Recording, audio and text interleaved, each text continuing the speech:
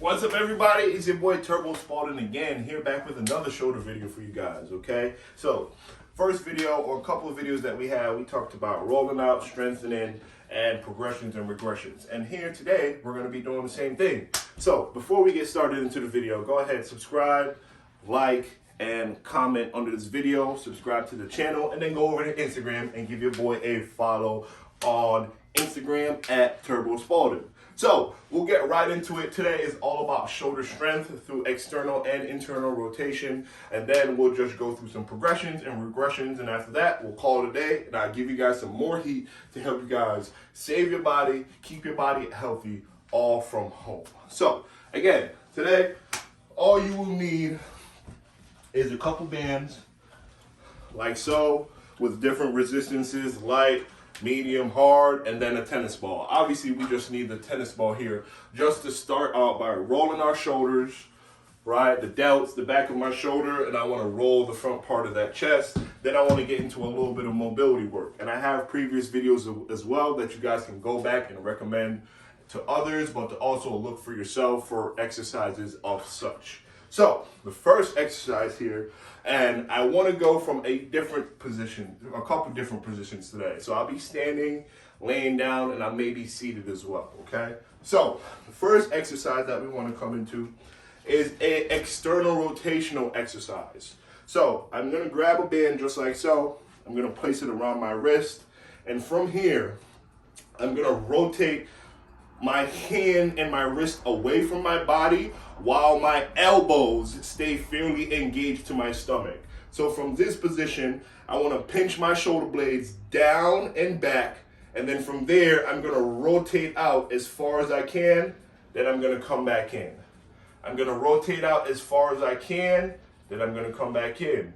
I'm going to rotate out as far as I can, and then I'm going to come back in, okay? So from that position there, we want to go for about 2 sets of 10 to 20 reps, and as per everything else, go up in your sets and your reps as your rotator cuffs start to get a little bit stronger and stronger, okay?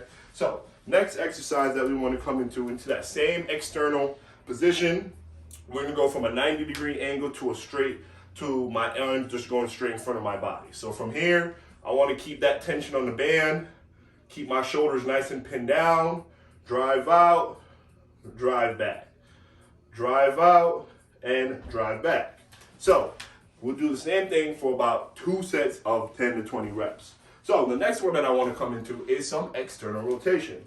And as per one of my previous shoulder videos, I just tied a couple of these bands together, and then I had placed them right at the bottom of my dresser, and then I can use them for a bunch of different exercises, right?